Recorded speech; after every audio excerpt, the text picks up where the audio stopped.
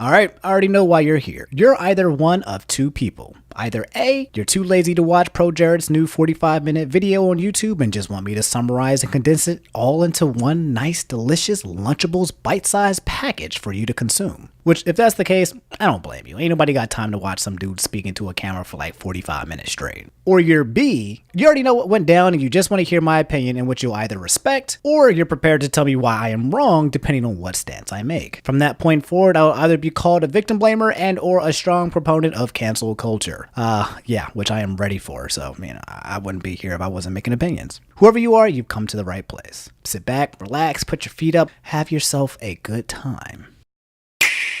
In this video, I'll be doing three things. Number one, a TLDR of what already happened. I'll give you the quickest of recaps focusing on only the most important events so you have a general understanding of what has happened. And I'll explain it to you in a way where you don't need to know daily squat about what has already went down. Number two, what is currently happening, aka a summary of ProJared's most recent response to previous allegations. And last but not least, my opinion on the entire ordeal. If you don't care for my opinion, you just want to know what went down, then I'm giving you an opportunity to peace out from that point in time, okay? But be warned, I'll be making a special announcement during my opinion piece, so if you don't watch until the very end of the... Okay, no, I'm just fucking with you. You don't have to watch it. There's nothing special happening. Actually, something special is happening, okay? Before we get started, and we're gonna go right into it, guys, my first merch ever in the entire history of my YouTube career, I present to you the Lay It Omni coffee mug. If you guys want to support me in any way, I would love it if you guys copped one of these bad boys. And as an added incentive, send me a DM on Twitter with you guys posing as you take a sip with it, and I'll show some of you guys off here on future episodes for fun. If this does well, Teespring said they'll make water bottles for me. You guys know I'm about to get you all that water bottle, okay? So you can drink with water. You know I'm about that life, okay? Alright, anyway, without further ado, let's get into it. There are 7 main parties involved that you need to know. ProJared, a famous gaming YouTuber who makes videos about video games. Heidi, a cosplayer and ProJared's now ex-wife. Holly, a cosplayer as well, ex-wife of Ross, currently being labeled as the other woman. Ross, ex-husband of Holly, ex-member of Game Grumps, animator and YouTuber. Allegation victim number 1, they'll come into the story later. And allegation victim number 2, they'll also come in later in the story. And last but not least, you. Yes, you. You, the audience, are also one of the main parties involved, if not the most important of them all. May 9th, Jared makes a tweet saying that him and Heidi are getting a divorce. He claimed in the tweet, quote, "It's my hope that we both exit the marriage with style and grace." Heidi said nope and went on to a never-ending Twitter tirade that has not still ended even till this day, and said, "Surprise bitches, Jared cheated on me. Ain't that some shit?" The audience, you said, "Damn, yeah, that's kind of fucked up. Shame on you, Jared." She claims he cheated on her with a girl named Holly. Holly, now involved, is like, "There's some shit going down involving me. Believe what you want to believe. I'm out. Deuces." And she left Twitter. It's also important to note that before she dipped, she replied to Jared's original divorce tweet, "I'm so sorry you're going through this. I'm here for you if you need me." So Heidi was like, "Bitch, I seen the news you sent Jared, okay? How about you stop fucking people's husband?" All right. So Heidi keeps going in, airing out all the dirty laundry like a spring-tide commercial. Not only does she go into an extensive detail about Jared and how their marriage ended and how emotionally abusive and manipulative he was during all of this, but she brings up the fact that Jared has a Tumblr account where he solicits nudes from other consenting adults, mostly fans from the looks of it. Apparently, it was just a sexual body-positive activity that was okayed by Heidi herself, but she later claimed that this was an abuse of power, given his stature as a very famous, well-known YouTuber. Then finally, she explains, quote unquote, "To be honest, I don't even want people to hate Jared. That's not the point. I don't hate him. I think he needs help and I hope he gets it. My story and pain are still valid, and being able to finally share this after a year of suppressing it is the most liberating experience I've ever had." Yeah. Anyway, tons more was said, but you get the gist. New date, May 11th, or was it May 12th? Whatever. A few days later, Jared's Tumblr account gets hacked. The hackers released dick pics of Jared all over the internet. Oh my god. If you weren't on the internet when this happened, I don't know where you were, but man, what a day. The internet goes wild, okay? Memes, jokes, outrage, one of the most humiliating breaches of privacy known to internet history. 2 separate people then speak out and say Jared solicited news from them as well. These separate people were minors. Big oopsie whoopsie doopsie. So now not only is Jared being slammed for adultery, he's also being double whammied for these new turn of events. During this whole charade, ProJared loses like 150,000 subscribers in just a few days, probably more. Holly makes a few more tweets that that kind of just make her look like a bitch? Heidi continues to inform people of how hurt and distraught she is, and Jared eventually stops posting and leaves the internet altogether. That is until May 17th, where Jared makes a new tweet, basically saying it was Heidi's idea to be in a polyamorous relationship, which means you can have sex with other people, and that at one point she encouraged him to date Holly.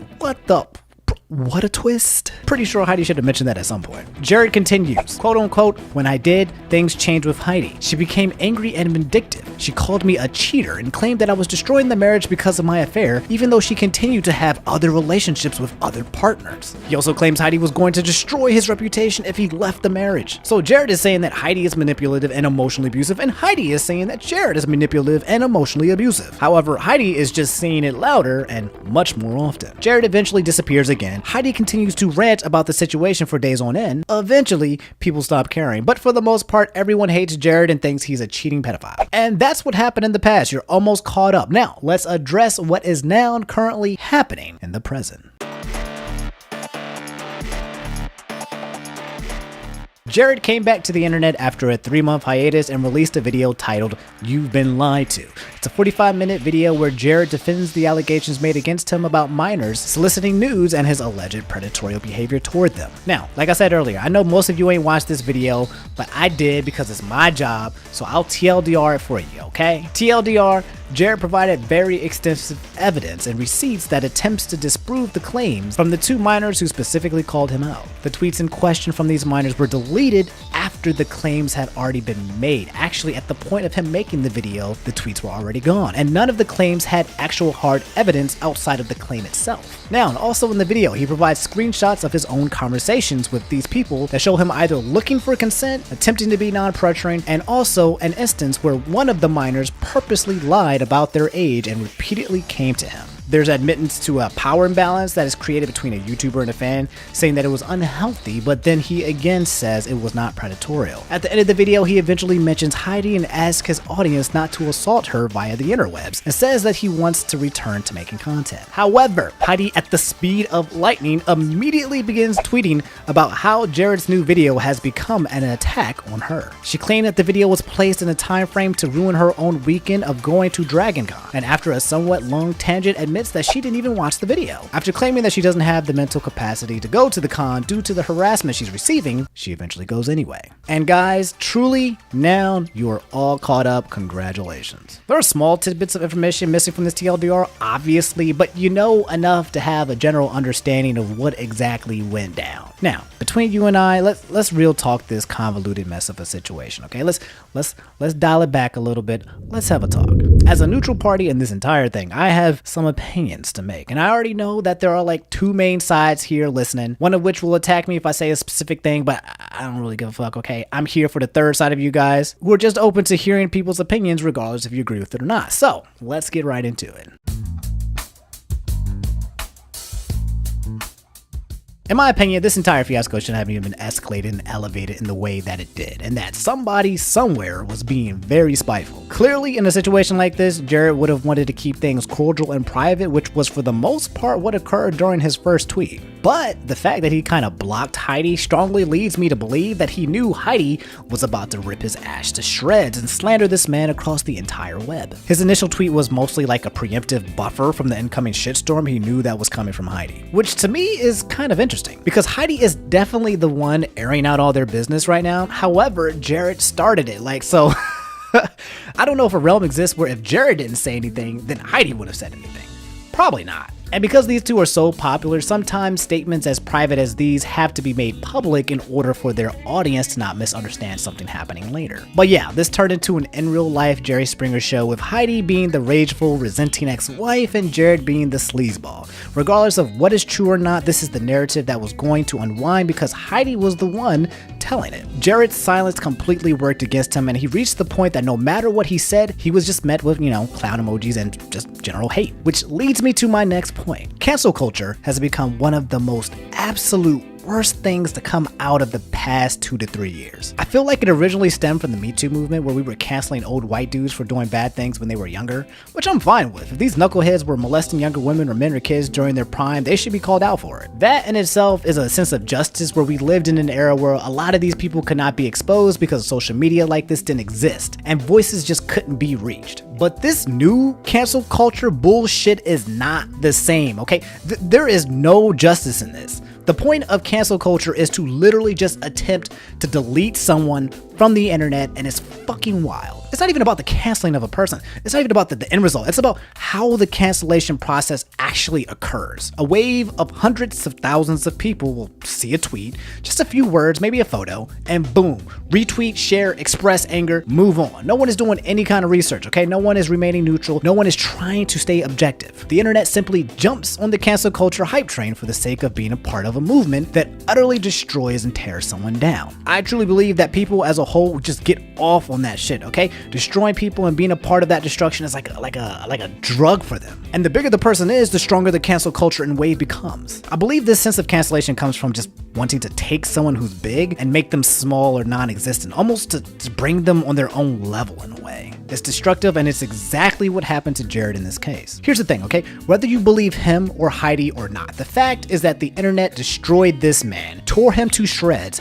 and did not leave any room for him to defend himself. When the wave of cancel culture becomes as big as it was with Jared, there is absolutely nothing that you can say that will absolve you. Which is probably why it took him 3 months for him to wait for the wave to calm down and respond with actual evidence and refutable facts. And even then, people will either not watch the video and continue calling him a clown, blindly supporting Heidi, and the other way around happens. People are blindly supporting Jared despite Heidi's allegations and claims. It's all kinds of fucked up. Now, a lot of you think I'll probably take a neutral stance on this subject, but you're wrong, okay? Here's the part where I laid on you with these 3 points. Number 1, Jared is a goddamn fool for soliciting nudes on the internet. Look, okay, ain't nothing wrong with being a freak, okay?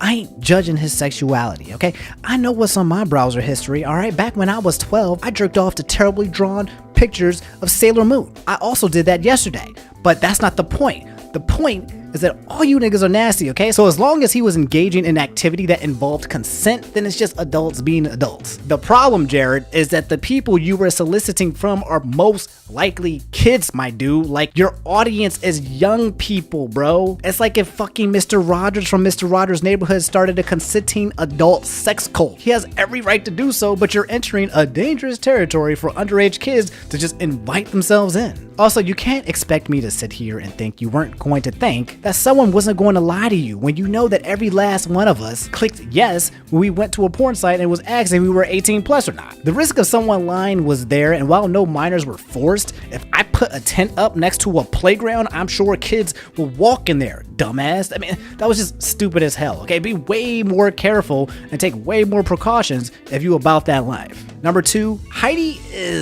she's kind of intolerable. I'ma just say it, okay? Again, believe who you want to believe, but the way she went about this entire situation was wild. She insisted very early on that she was never trying to hurt Jared and just wants him to get help. Meanwhile, in a sea of text that spans the entire Pacific Ocean, she has gone on and on about how this man is just the absolute worst. If Heidi was like, look, I don't give a fuck this nigga, okay? He cheated on me, I'm just gonna drag him. Then I can accept that, okay? Do your own thing, own that shit. But if you drag someone and proclaim that you mean no harm, it doesn't work that way, okay? You can't stab someone and twist the knife and say you don't want that person to bleed.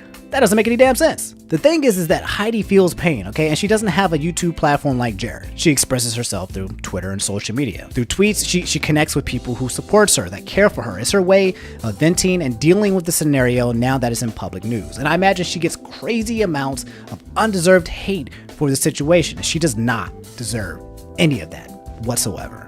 If you're one of the people in her mentions kind of doing that shit, that's wrong, man. That's wrong. But also, this is the fucking internet we're talking about. If you have the courage to give your opinion and yell into the dark abyss that is Twitter, you have to be open to the idea that you're going to receive attention, and not all of that attention is going to be good. Look, Twitter and social media is not the only way to share your feelings, okay? There's family, there's friends, there's pets, there's dolls, there's therapy, and then there's Twitter.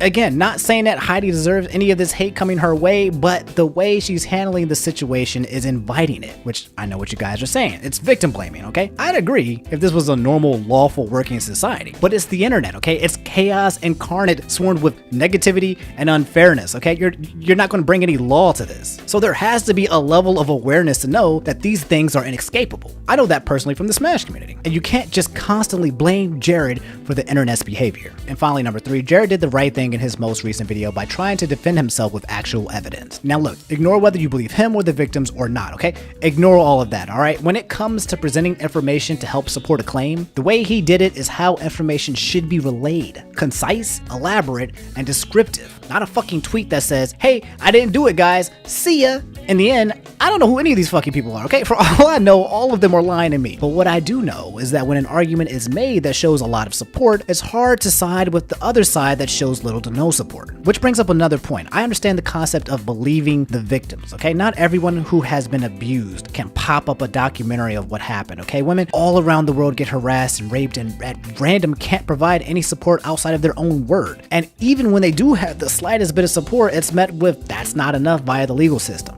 The biggest takeaway is that when someone claims that something happens, you cannot, and I repeat, you cannot defer it to this person is lying because they have no proof outside of their word. Most of the times, that is all they can provide. A story. My personal take is to not just flat out believe any claim that's being said, but rather take claims seriously with the possibility that it could have happened. They could be lying, but they could be telling the truth, and it's important to be open to both possibilities, not just bandwagon one or the other. Because from there, it's a he say, she say game, unless one of the party confesses or one of the parties provides substantial overwhelming evidence. Otherwise, we live in a land of limbo where we kind of just pick a side based on personal bias, which is human.